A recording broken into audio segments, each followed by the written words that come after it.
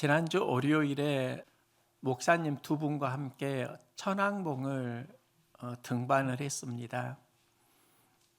지리산 천왕봉을 등반을 했는데요. 문자가 전날에 왔습니다. 등산화와 스틱을 필수적으로 준비해라. 대수롭지 않게 생각했는데 또 함께 가는 목사님이 전화를 하는 겁니다. 그리고 목사님 스틱 준비해야지 돼요. 스틱 없으면 힘들어요. 자꾸 그런 말을 하니까 구입을 해야 되나 하면서도 내가 등산을 많이 할 것도 아닌데 그런 생각에 그냥 구입을 하지 않았습니다. 그리고 속으로 이런 생각을 했습니다. 올해 3월 1일에 고등학생과 함께 올출산 천왕봉을 올랐는데 그때 고등학생과 함께 가도 체력이 밀리지 않았는데 지금 함께 가는 목사님은 한 분은 60대인데 내가 설마 60대 선배 목사님에게 체력이 밀리겠어? 이런 생각을 하면서 별 준비 없이 지리산 등반을 갔습니다. 백무동에서 천왕봉까지 오르는데요. 다녀오면 코스가 보통 11시간이라고 했습니다. 차를 주차하고 등산을 시작을 했는데 처음에는 잘 올랐습니다. 등산을 하는데 계곡 물소리도 참 좋았고요. 1000m 이상 고지로 오르니까 설경이 보였습니다. 눈도 보니까 좋았습니다. 천왕봉에 올라서 사진도 찍고 준비한 도시락도 먹고 내려왔습니다. 그런데 내려올 때 서서히 발가락에서 통증이 느껴지는 겁니다.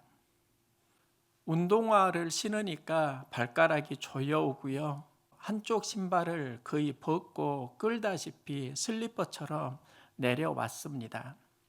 그렇게 해서 11시간의 등반을 마쳤는데요. 제가 차를 운전하려고 했는데 친구 목사님이 이러는 겁니다. 서 목사님 많이 지쳐 보이는데 내가 운전할게요. 생각을 해보니까 세 분 목사님 중에 제가 가장 빌빌거리고 지쳐 있었습니다. 내가 세 분 중에 가장 건강해 보였는데 왜 제일 지치고 빌빌거리지? 60대가 넘은 선배 목사님도 괜찮은 것 같은데 왜 내가 힘들어하지? 여러 이유가 있지만 그 중에 하나 발견한 게 있습니다.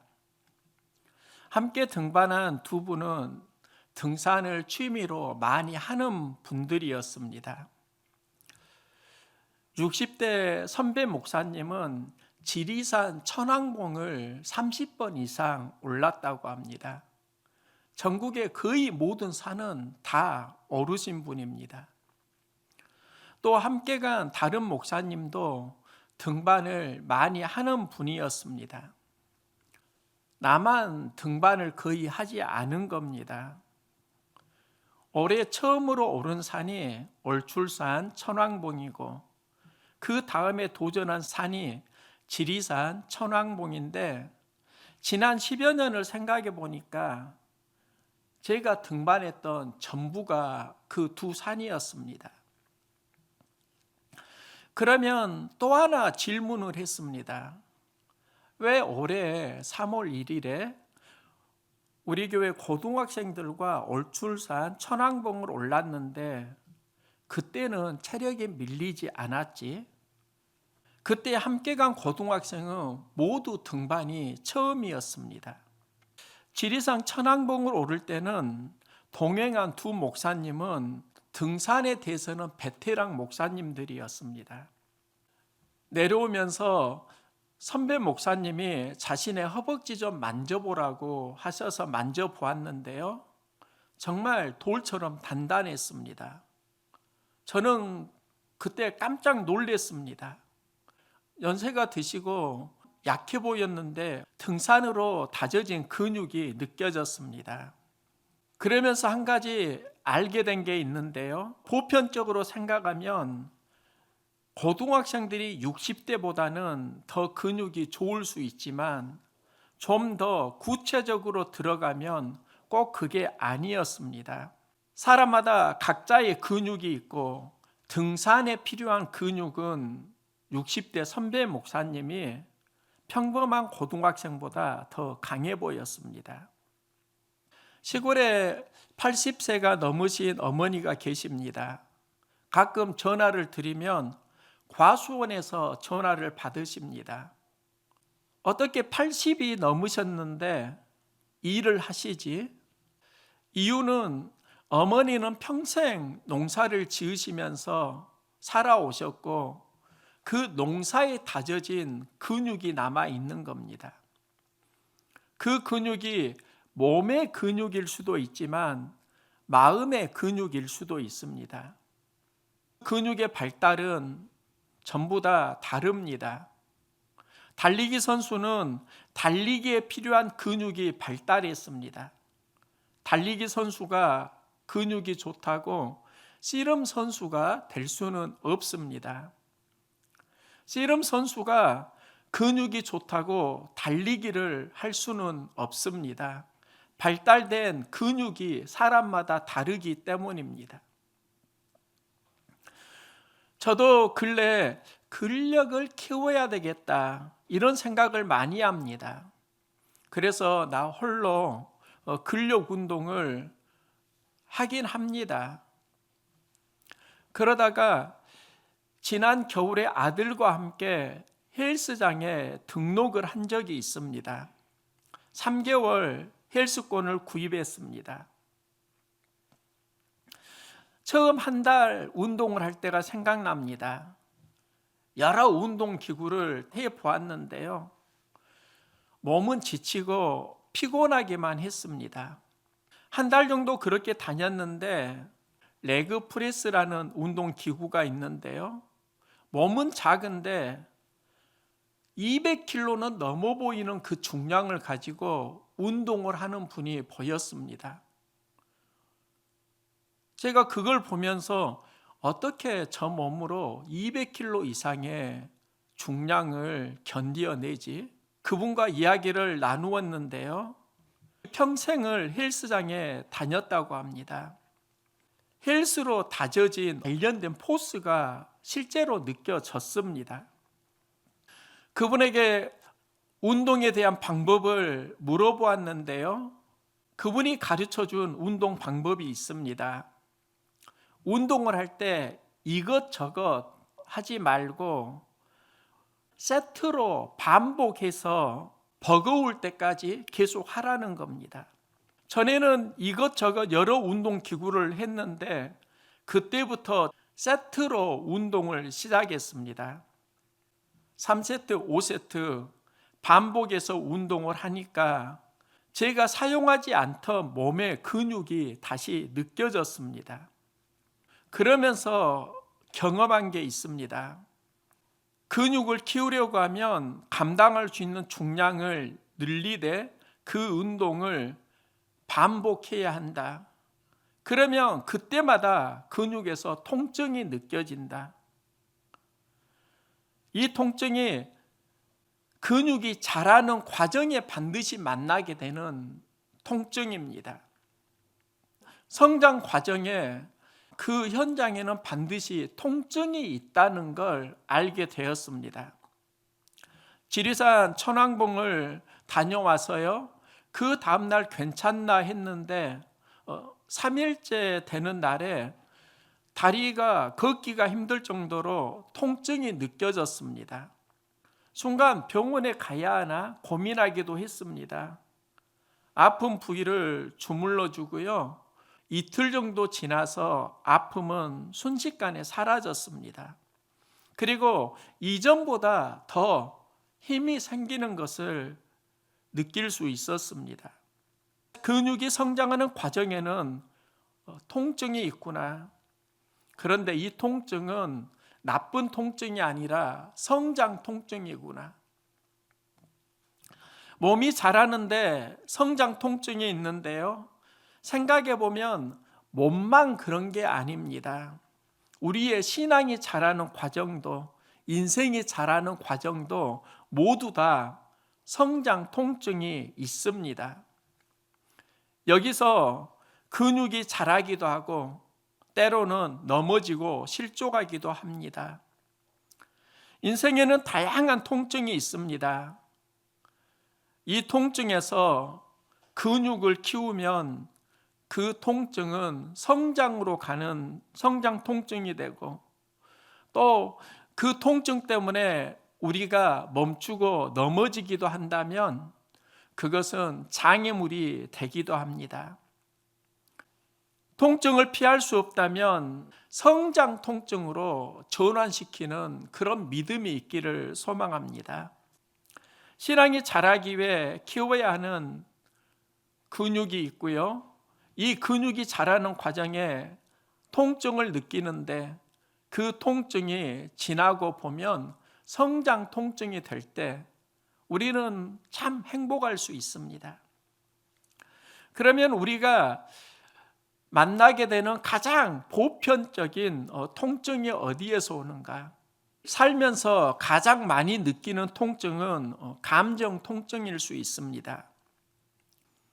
감정 근육이 자라려고 하면 부정적 감정은 흘러보내야 합니다. 긍정적 감정은 붙들어야 합니다. 긍정적 감정에서 에너지가 나오고 부정적 감정에서 에너지를 잃는데요, 그러면 감정 근육을 성장시킬 때 대표적인 감정이 무엇일까? 하나님께서는, 예수님께서는 사역을 하실 때 어떤 감정 근육을 가지고 계셨을까? 하나님이 세상을 이처럼 사랑하사 독생자를 주셨으니 이는 그를 믿는 자마다 멸망하지 않고 영생을 얻게 하려 하심이라. 우리는 예수를 믿으면 멸망하지 않고 영생을 얻는다. 여기서 구원론을 생각하는데요, 사역론은 세상을 사랑하사 독생자를 주셨으니입니다. 하나님의 사역은 사랑 감정에서 시작됩니다. 예수님이 제자들에게 십자가의 죽으심을 말씀합니다. 그리고 너희는 모두 다 나를 떠나리라. 제자들은 예수님에게 말합니다. 특히 베드로는 모두 주를 버릴지라도 나는 결코 버리지 않겠나이다. 내가 주와 함께 죽을지언정 주를 부인하지 않겠나이다. 예수님이 십자가에서 죽으시고 제자들은 모두 다 예수를 부인하고 흩어집니다. 예수님이 부활하시고 흩어진 제자들을 다시 찾아가시는데요, 그들에게 하신 말씀이 네가 나를 사랑하느냐.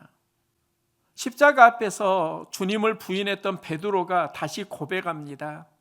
주님, 내가 사랑합니다. 예수님은 3번 반복해서 물으시고 베드로는 3번 반복해서 내가 주님을 사랑하는 줄 주께서 아시나이다. 사랑합니다. 이 고백을 합니다. 이 고백이 회복의 메시지입니다. 예수님은 사역을 회복하실 때 감정을 회복하셨다는 겁니다. 또 요한복음 13장 1절에서 자기 사람들을 사랑하시되 끝까지 사랑하시니라. 끝까지 사랑했다가 예수님의 감정 근육이 강하시구나. 우리가 한 번, 두 번 좋은 감정 느낄 수 있지만 끝까지 사랑한다는 건 어려운 일입니다. 예수님은 감정 근육이 강하니까 제자들을 끝까지 사랑하십니다. 바울은 분을 내어도 죄를 짓지 말고 해가 지도록 분을 품지 말고 마귀에게 틈을 주지 말라 말씀하는데요, 분을 내는 건 부정적 감정이고 부정적 감정을 오래 간직하면 마귀가 틈탑니다.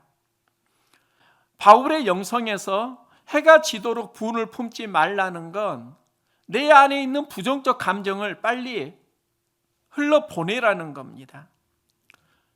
부정적 감정이 강해지면 긍정적 감정이 약해집니다. 감정 근육이 강하다는 것은 부정적 감정은 빨리 흘러보내고 긍정적 감정이 내 삶을 주도하도록 한다는 겁니다. 감정 근육이 건강하면 긍정적 감정을 많이 품고 살아갑니다. 부정적 감정은 빨리 흘러보냅니다. 교회 사역을 하면서 이게 선천적으로 잘 되는 분도 봅니다. 금방 부정적 감정은 잊어버리고 긍정적 감정을 가지고 살아가는 동역자도 만납니다. 참 건강한 분입니다. 그런데 부정적 감정에 많이 사로잡히고 살아가는 인생도 있습니다. 문제는 우리가 힘들다고 하는 그 상황이 그 상황 속에서 내가 느끼는 부정적 감정이 나를 힘들게 하는 겁니다. 그러면 우리가 어떻게 부정적 감정을 극복할 수 있는가? 예수님은 사역을 시작하실 때 40일 금식 기도를 하십니다. 마귀가 예수님을 시험하는데요. 우리도 무언가를 하려고 결단할 때 선한 일을 하려고 하면 이처럼 꼭 마귀의 시험을 만나곤 합니다. 유혹을 만나기도 합니다. 장애물을 만나기도 합니다. 이때 예수님은 말씀을 붙드는 기도를 하십니다. 이게 단순한 것 같지만 우리 삶을 보면 환경을 붙드는 삶이 있고 말씀을 붙드는 기도의 삶이 있습니다. 말씀을 붙드는 기도의 삶을 살아갈 때 우리 안에 감정 근육이 건강해집니다. 건강한 감정은 환경과 상황에서 오는 것이 아니라 말씀을 붙들 때 찾아옵니다. 바울은 에베소서에서 말합니다. 사랑 안에서 참된 것을 하여 범사에 그에게까지 자랄지라. 사랑 안에서 참된 것을 하는 것은 건강한 감정을 품는 것을 말합니다. 그에게까지 자랄지라. 이 그에게까지 자랄지라는 내가 사랑 감정을 품고 예수님처럼 성장해야 한다는 말씀입니다. 그리스도에게까지 자라려면 그러면 방법이 무엇인가? 말씀을 붙드는 기도를 하면 믿음의 근육은 성장합니다. 제 자신을 돌이켜보니까 유일학교 교사부터 사역을 했다고 하면 이제 설교를 한 지가 30여 년이 되었습니다. 지금은 극동 방송으로 주일 설교를 보내고 있습니다. 방송 설교를 한 지도 수년이 되었습니다. 그런데 작년을 생각해 보니까 특별한 경험을 했습니다. 올해 초까지 경험인 것 같습니다. 극동 방송으로 설교가 나가면 참 많은 청취자들이 연락을 주었습니다. 은혜를 받았다는 문자도 있었고요. 직접 전화를 주시는 분도 있었습니다. 설교를 할 때마다 그런 연락을 주시는 분이 한두 분은 계속 있는 겁니다. 어떤 분은 선교 헌금도 해주시고요. 또 계속 좋은 말씀 들려주세요. 그 당부도 하는 분이 계셨습니다. 그런데 제 자신을 보니까 교회 작업이 끝나면서부터 메시지가 좀 약화되었다는 것을 느꼈습니다. 왜 교회 보수 공사가 끝나는 시점부터 메시지가 약화되는 것을 내가 느끼는 거지? 생각을 해보니까 작년 교회 보수 공사를 하면서 그 현장에서 제가 통증을 솔직히 많이 느꼈습니다. 경제 문제로 멈춰야 하는 시점도 만났고요. 또 하고 싶은데 할 수 없는 상황에서 통증을 경험했습니다. 그런데 이 통증을 느낄 때마다 제가 했던 신앙 행동이 있는데요. 그건 말씀을 붙드는 기도였습니다. 환경에서 힘이 안 날 때 말씀을 붙드는 기도를 하면 신기한 일이 일어났습니다. 교회 보수공사를 끝까지 할 수 있었습니다.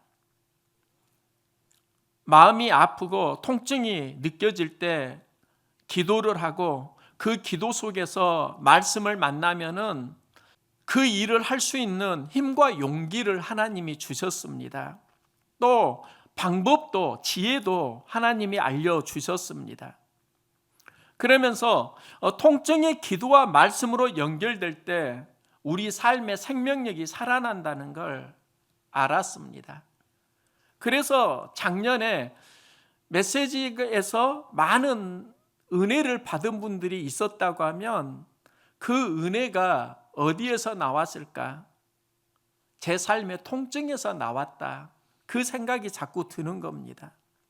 문제는 통증 그 자체가 아니라 우리가 느끼는 통증이 기도와 말씀으로 연결이 될 때 근력이 자란다는 겁니다. 통증을 경험할 때 성장 근육이 자랄 수 있는 기회입니다. 바울은 빌립보서에서 예수의 삶을 이렇게 말합니다. 그는 근본 하나님의 본체시나 하나님과 동등됨을 취할 것으로 여기지 아니하시고 오히려 자기를 비워 종의 형체를 가지사 사람들과 같이 되셨고 사람의 모양으로 나타나사 자기를 낮추시고 죽기까지 복종하셨으니 곧 십자가에 죽으심이라. 그리고 모든 입으로 예수를 주라 시인하여 하나님 아버지께 영광을 돌리게 하셨느니라. 이 말씀을 저는 전에 예수님의 성품 관점으로 이해했습니다. 예수님은 낮아지셨고 겸손해지셨고 십자가에 죽기까지 하나님 말씀에 복종하셨고 이 예수님의 성품을 우리가 본받아야 한다. 이런 설교를 한 적이 있습니다. 그런데 지난주에는요. 이 말씀이 성장 근육의 관점으로 마음속에 다시 해석이 되었습니다. 예수님이 어떻게 우리에게 그리스도 주가 되셨는가? 십자가 통증을 감당하면서 그리스도가 되었다는 겁니다. 예수님이 십자가 통증을 그럼 어떻게 감당하시고 성장하셨지? 예수님이 품은 감정이 사랑입니다. 온수를 사랑하셨고요. 이웃을 사랑하셨고요. 끝까지 사랑하셨습니다. 통증을 이기려고 하면 그걸 이길 수 있는 사랑의 건강한 감정이 있어야 합니다. 예수님이 하신 신앙 행동은 말씀을 붙잡는 기도입니다. 이 산을 내게서 옮기시옵소서. 그러나 내 온대로 마옵시고 아버지의 온대로 되기를 원하나이다. 예수님이 십자가 앞에서 하신 게 말씀을 붙잡는 기도입니다. 그리고 이 기도를 하실 때 하늘에서 천사가 내려와서 예수님의 기도를 도와줍니다. 예수님이 십자가 통증을 감당하니까 돕는 자를 보내주셨다는 겁니다. 우리 선흥교회를 보면은요, 개척을 할 때 제가 오뚜기 비전을 품었습니다. 오뚜기는 넘어지지 않는다. 그래서 오뚜기처럼 사역을 하자. 이 마음으로 개척을 시작했습니다. 그리고 교회 입구에 보면 삐에로 오뚜기가 있습니다. 제가 오뚜기를 보면서 깨달은 게 있는데요. 오뚜기가 넘어지지 않지만 자극을 받으면 참 많이 흔들린다는 걸 알았습니다. 흔들린다는 건 영적으로 다르게 말하면 통증을 만난다는 겁니다. 자극을 만난다는 겁니다. 이 과정을 이기고 다시 서는 것이 오뚜기입니다. 주어진 상황에서 돌이켜보면 많은 통증 느끼고 있지 않습니까? 감정 상하고요. 말씀대로 살려고 할수록 세상에 거센 저항을 받지 않습니까? 충돌 경험하지 않습니까? 우리가 느끼는 통증들입니다.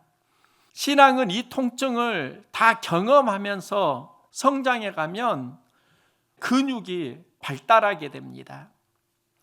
그래서 바울은 에베소서에서 교회가 세워지는 과정에 이렇게 말합니다. 어린아이가 되려 하지 말고 그에게까지 자랄지라. 그는 머리니 곧 그리스도라.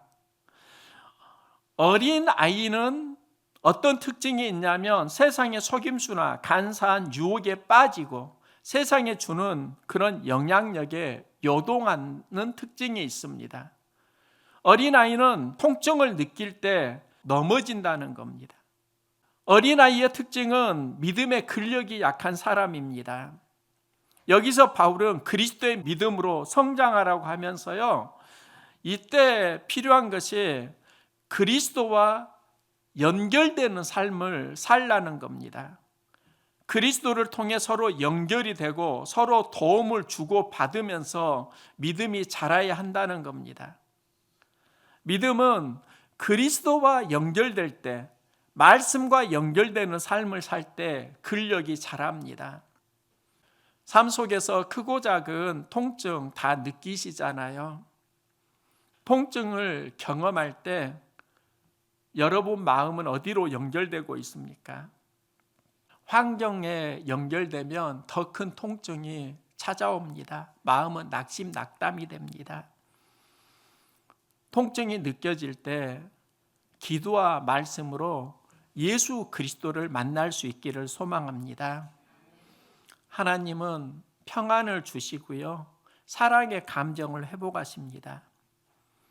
우리에게 통증은 성장으로 가는 근육이 됩니다. 인생이 통증을 만날 때 말씀을 붙잡는 기도를 하시고 성장 근육이 자랄 수 있기를 응원합니다.